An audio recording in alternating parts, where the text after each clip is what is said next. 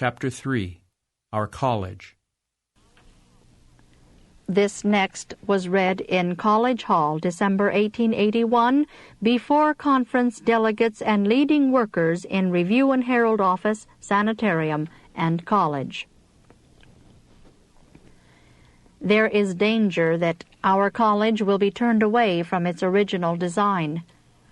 God's purpose has been made known, that our people should have an opportunity to study the sciences and at the same time to learn the requirements of His Word. Biblical lectures should be given. The study of the Scriptures should have the first place in our system of education. Students are sent from a great distance to attend the college at Battle Creek for the very purpose of receiving instruction from the lectures on Bible subjects. But for 1 or 2 years past, there has been an effort to mold our school after other colleges. When this is done, we can give no encouragement to parents to send their children to Battle Creek College. The moral and religious influences should not be put in the background. In times past, God has worked with the efforts of the teachers, and many souls have seen the truth and embraced it, and have gone to their homes to live henceforth for God as the result of their connection with the college. As they saw that Bible study was made a part of their education, they were led to regard it as a matter of greater interest and importance. Too little attention has been given to the education of young men for the ministry. This was the primary object to be secured in the establishment of the college. In no case should this be ignored or regarded as a matter of secondary importance. For several years, however, but few have gone forth from that institution prepared to teach the truth to others. Some who came at great expense with the ministry in view have been encouraged by the teachers to take a thorough course of study which would occupy a number of years, and in order to obtain means to carry out these plans, have entered the canvassing field and given up all thought of preaching. This is entirely wrong. We have not many years to work, and teachers and principals should be imbued with the Spirit of God and work in harmony with His revealed will instead of carrying out their own plans. We are losing very much every year because we do not heed what God has said upon these points.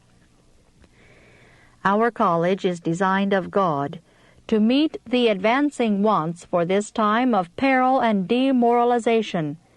The study of books only cannot give students the discipline they need. A broader foundation must be laid. The college was not brought into existence to bear the stamp of any one man's mind.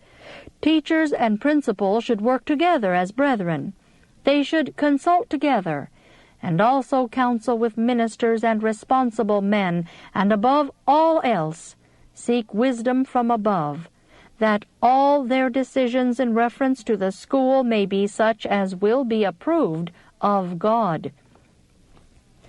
To give students a knowledge of books merely is not the purpose of the institution. Such education can be obtained at any college in the land. I was shown that it is Satan's purpose to prevent the attainment of the very object for which the college was established. Hindered by his devices, its managers reason after the manner of the world, and copy its plans and imitate its customs. But in thus doing they will not meet the mind of the Spirit of God.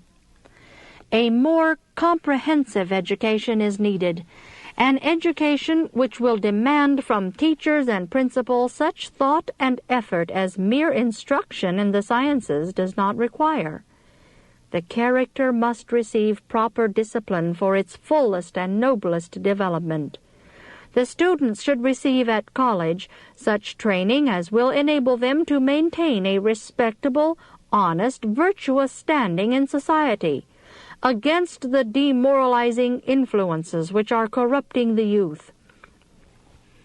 It would be well could there be connected with our college land for cultivation, and also workshops under the charge of men competent to instruct the students in the various departments of physical labor. Much is lost by a neglect to unite physical with mental taxation. The leisure hours of the students are often occupied with frivolous pleasures, which weaken physical, mental, and moral powers.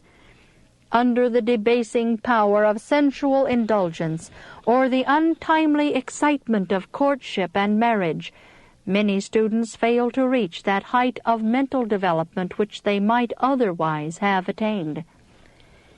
The young should every day be impressed with a sense of their obligation to God.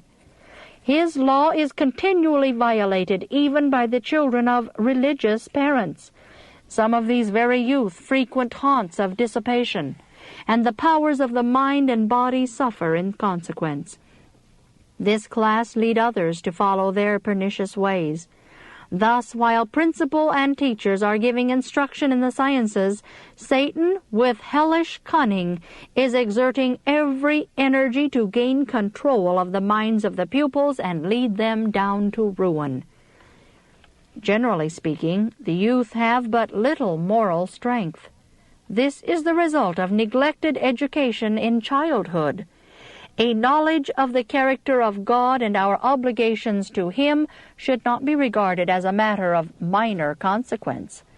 The religion of the Bible is the only safeguard for the young. Morality and religion should receive special attention in our educational institutions.